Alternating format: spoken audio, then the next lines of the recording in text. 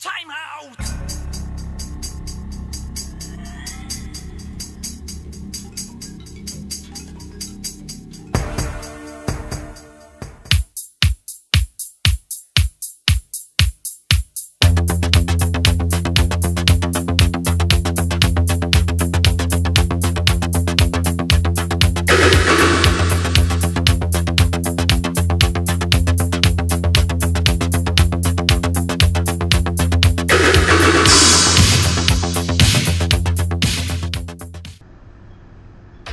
Hello everyone, and welcome to the 21st edition of the Secluded Paradyme. I'm SpecSun and IYHWrestling.com.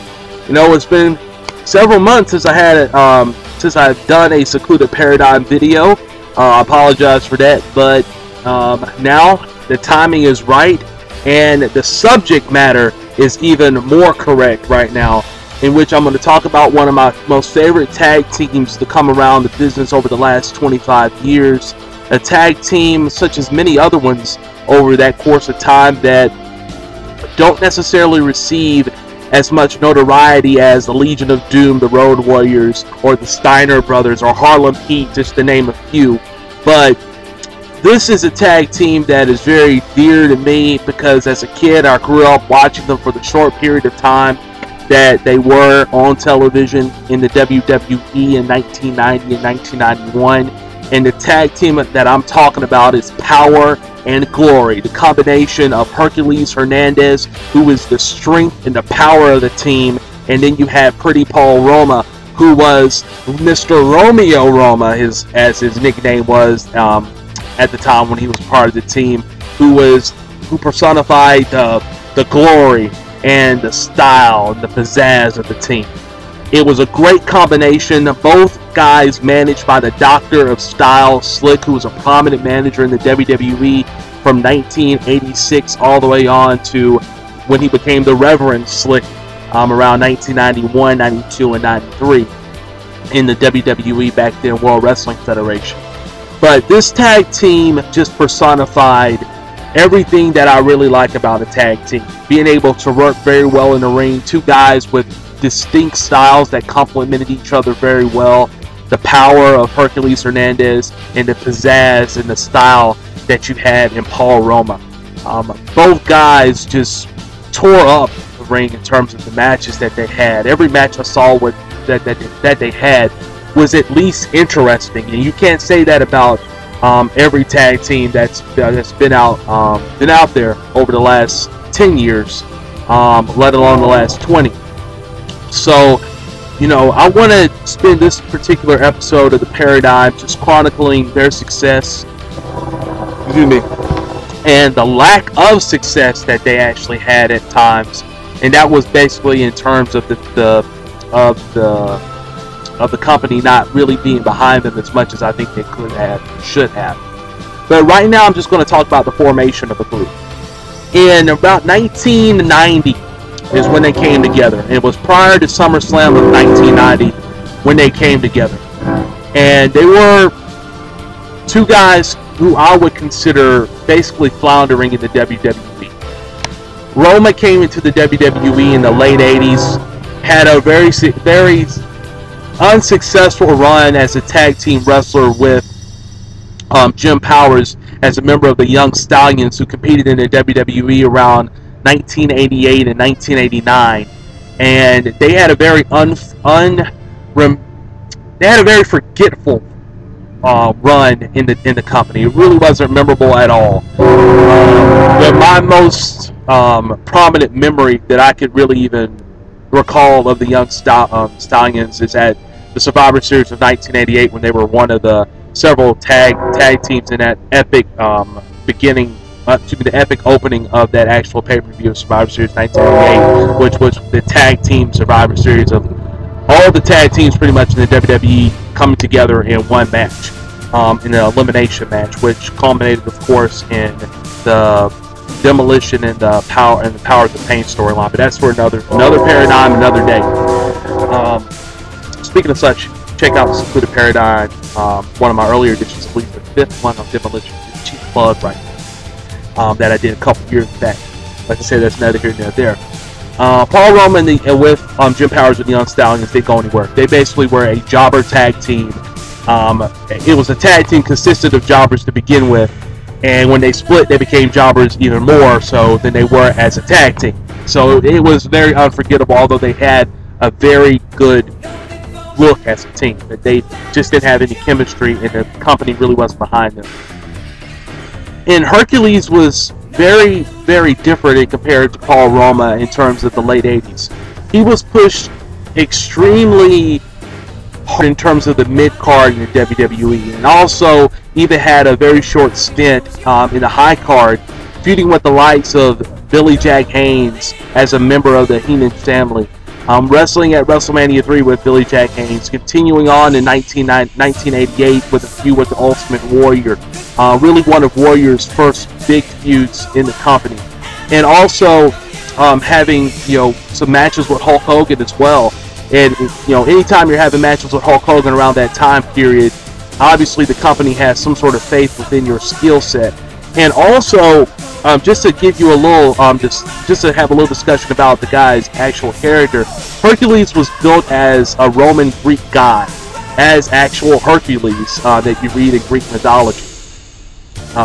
He had the paleness of a Sheamus, and he had the chains, but he was built like a brick house. I mean, he looked the part and he played the part. He was a really, really good hand for the WWE in terms of mid-card, and also even some stints in the high card, in the top of the card as well. But around 1990, he wasn't the same guy. Although a fan favorite now after leaving the Heenan family for about a good year and a half. The last great thing I remember him doing in 1990 was in a feud with Earthquake. It was basically to build Earthquake up, and he basically just jobbed out the Earthquake at all times, which accumulated at WrestleMania 6 in Toronto. I don't know if the company was losing faith in the actual superstar character, the traction, but it just wasn't getting the same kind of traction as it was the previous years. And like I said, Hercules is somebody that could do, he could be a babyface and he could be a heel. He did a good job of both. But he was now essentially in a similar position as Paul Roma was entering the spring and summer of 1990. And now I'm going to discuss, excuse me, the actual formation of Power and Glory. Now this all really started on the WWE Superstars, called WWF Superstars Wrestling at the time, airing on USA Network and other syndicated affiliates at the time. And this was prior to SummerSlam of 1990. Dino Bravo and Paul Roma had a match, and the match was going very well. A lot of good stuff. It was just basically a job out match, really, for Paul Roma. But on this occasion, the WWE wanted to throw the fans a curveball. Instead of Dino Bravo just beating this guy senseless within the span of a minute or two, there was interference involved with Jimmy Hart, the manager of Dino Bravo, who interfered in the match, and a megaphone was used, and it was used right over the head of Paul Roma.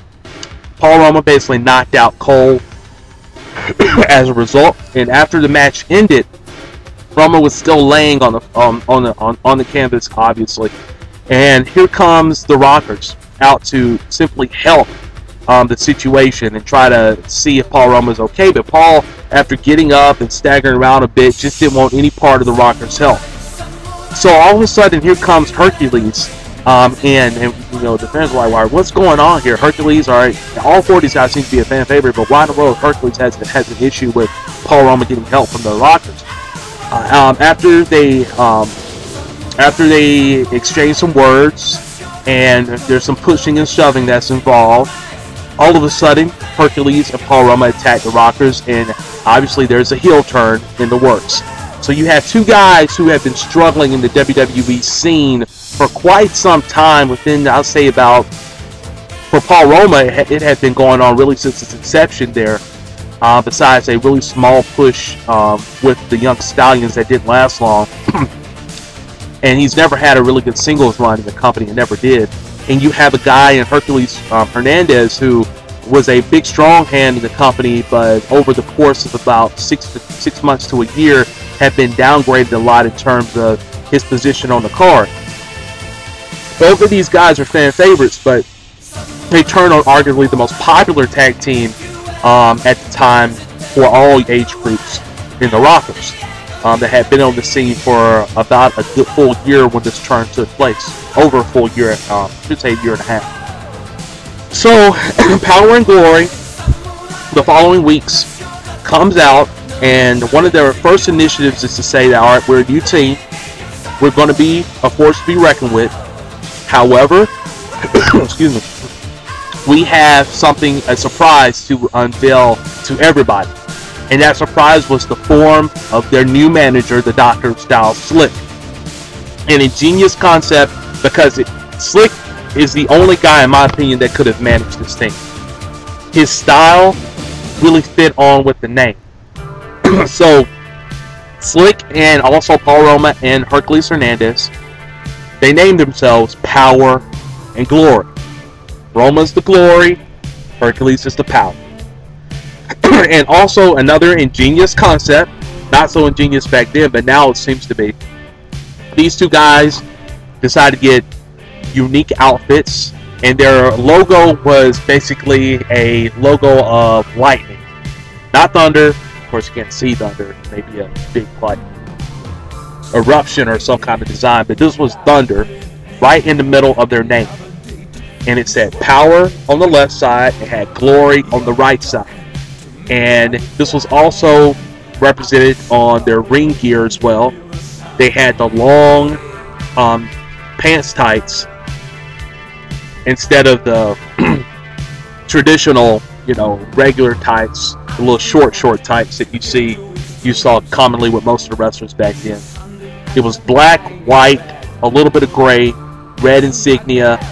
They just looked awesome. Their Hasbro figures were pretty cool too. I remember collecting those as a youngster as well. And Slick would help in the promo department with both guys, basically being their mouthpiece.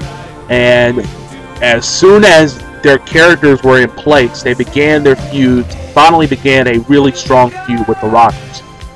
Excuse me. But that perpetuated into a match at SummerSlam of 1990, which opened up the card nonetheless, between Power and Glory and the Rockers. And the storyline was, okay, these two teams have a heated short history now. Let's get them in a ring and see what they can do. But it was basically a stepping stone for Power and Glory, more so than the Rockers. Apparently, Shawn Michaels at the time was injured. So in order to play off his injury, they had Power and Glory attack Shawn Michaels at the beginning of the match, and thus leaving Marty Jannetty there to face off against this powerful duo. And it was at this event, SummerSlam 90, in which their famous move became one of the hot topics in the wrestling industry, especially if you read the magazines back then. I remember this was a huge topic in the after magazines. The finishing move of Power and Glory, which doesn't get much play today. But long story short, Power and Glory defeated the Rockers based on this move alone. It was called the Powerplex. Now, the description of the Powerplex, you really have to see it in order to believe how awesome it was. You had Paul Roma ascend the top rope, and on an opposite side, I won't say the opposite, but on the adjacent side, directly next to Paul Roma's turnbuckle, was side of the ring, I should say, was Hercules Hernandez, and he propelled his opponent up onto the top rope so that he can execute a superplex. And on the other side, you had, excuse me, I should say, the parallel to Hercules' side was Paul Roma. And Paul Roma, after the suplex was performed by Hercules Hernandez, would ascend the top rope and actually do a flying body splash, kind of like a Superfly splash from Jimmy Snuka, simultaneously while the suplex is being in place, and nail right down onto the opponent that was suplexed. It was a thing of beauty. Still to this day, my favorite finisher of all time is the Powerplex by Power and Glory. Excuse me. Absolutely phenomenal move by those guys. Ingenious concept, and totally worked. If you get the other opponent, other tag team partner in a compromising position, similar to how Shawn Michaels was at SummerSlam 90, just could not compete. And then you have a Marty Jannetty, who's basically been fending off these two guys all by himself, finally run out of gas and have enough. You incapacitate your opponent. You leave the other opponent helpless by executing this move on him, and it's a sure win. It just makes all the sense of the world, and they did it with so much style and pizzazz. It just complemented the gimmick of both guys and also the gimmick of the tag team. An ingenious concept that, to me, did not get enough play during 1990 and beyond. As we enter the tail end of 1990, Power and Glory is still in dispute with Shawn Michaels. Shawn Michaels eventually comes back from injury, but they are intertwined into the famous Survivor Series of 1990. As we all know, The Undertaker's debut. Power and Glory and the Rockers were on opposite teams, and Power and Glory once again went over on the Rockers. And I say that's strange because usually the babyface team would always eventually get the last rub from the angle itself. However, this wasn't the case. This led people to believe that maybe Power and Glory would be around for a while and that they would get a WWE Tag Team title shot against the newly crowned champions at SummerSlam 90 in the Hart Foundation. Although this did occur, nothing really became of it, as they were eventually leapfrogged over by a well-known team known as the Legion of Doom, who also debuted in the WWE around the time SummerSlam 90 took place when they interfered in a Demolition and Hart Foundation match. And after LOD's feud with Demolition, which was very short-lived, they eventually had a short storyline with Power and Glory. And this culminated at WrestleMania 7 in Los Angeles, same WrestleMania in which the Nasty Boys won the WWE Tag Team titles from the long-reigning champions, the Hart Foundation. It was basically a squash match between Power and Glory and LOD, which to this day, I believe was the writing on the wall for Power and Glory. Essentially, they were never the same after that, and there's no telling. Obviously, it's telling why that's the case. You don't build up a team for 7-8 months like Power and Glory were. They were getting a lot of press on television. Just tremendous tag team that was a heel tag team, but they had so much style and pizzazz. It was really Slick's first big tag team project in his time in the WWE, really his only. Besides the Twin Towers. Sorry I left them out, but it was Slick's second biggest project in the WWE in terms of tag teams. But similar to the Twin Towers, Power and Glory never won the WWE Tag Team titles. After they basically jobbed out at WrestleMania 7 to get the Road Warriors over, and the Road Warriors / LOD don't need something like that to get over. Everyone knows that they're impressive. Just have a really decent match between the two, because the build-up was actually really good. Having them squash is just wrong. But afterward, Power and Glory and LOD continued to feud. It was basically a building block for the LOD to have a match against the Nasty Boys at SummerSlam 91. But during the course of LOD continuing to build, they had to feud with Power and Glory. And the thing about this feud is that instead of a tag team feud, they turned it into a six-man. And that's when the Warlord comes into play, and Power and Glory is now being joined by the Warlord, formerly of the Powers of Pain, is now in the camp with Slick as his manager. So they're now a six-man tag team during the majority of house shows, big live events, and even now the SummerSlam 91, where they face off, in my opinion, the best six-man tag team match since the days of World Class Championship Wrestling with the Von Erichs and the Freebirds. And how ironic that a Von Erich is in this match at SummerSlam 91. For the second straight year, Power and Glory opens up another SummerSlam, this time with Warlord in a six-man tag team match against Tito Santana. Excuse me. Had to roll in, not Tito. In a six-man tag team match with the British Bulldog, Davey Boy Smith, Kerry Von Erich, the Texas Tornado, former Intercontinental Champion, and also the Dragon, aka Ricky the Dragon Steamboat. And that was one of Ricky's first return matches in the WWE at the time. He dressed up in the Dragon, and they call him Ricky Steamboat or anything, but he was just the Dragon. And this 6-man tag team match doesn't really get talked about as much, but I really felt that it helped establish what was to be a wonderful card in SummerSlam of 1991, in which every championship that was on the line changed hands, including the $1 Million belt when Virgil won from the $1 Million Man Ted DiBiase. This 6-man tag team match had counters back and forth. It had tremendous commentary from Roddy Piper, Gorilla Monsoon, and Bobby the Brain Heenan. It was the first pay-per-view in which Ric Flair's name was mentioned, the skits and stuff, and even Bobby Heenan was bringing that up during the beginning of the telecast during this match. It was an excellent way to start off the show. The crowd at Madison Square Garden was hot for it, and this was right before Mr. Perfect and Bret Hart in their epic Intercontinental Championship match. So, just a tremendous way to start the show. Both teams got their respective characters over to a T.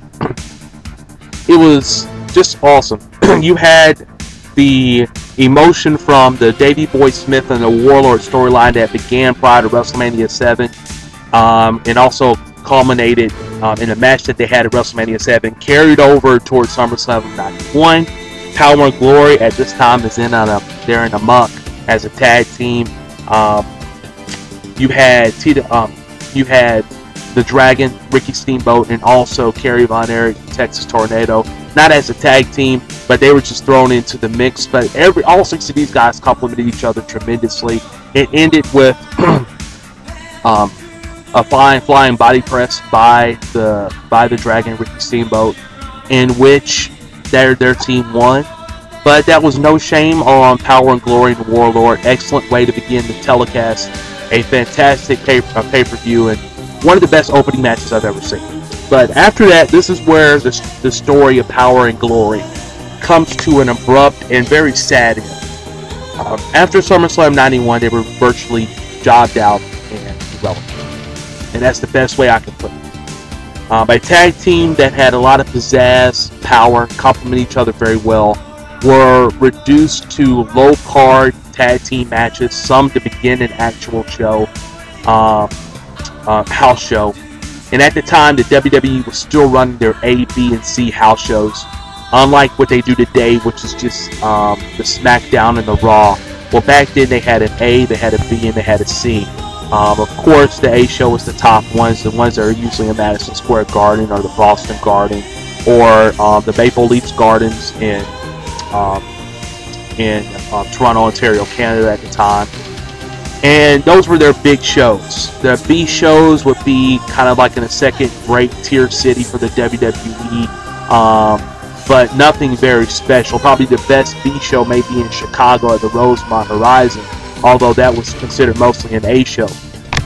The C shows would be in towns that WWE never ever really goes to, like in Montana or Idaho or something like that along those lines, or at the time maybe a southern town in which was part of the territory. Well, Power and Glory would be tossed around in a little bit of each of those segments, A, B, and C. But mostly they were around the B shows and the C shows, and if you ever saw a member of Power and Glory in the A show, they most likely would have been the singles, and that's kind of what happened to them.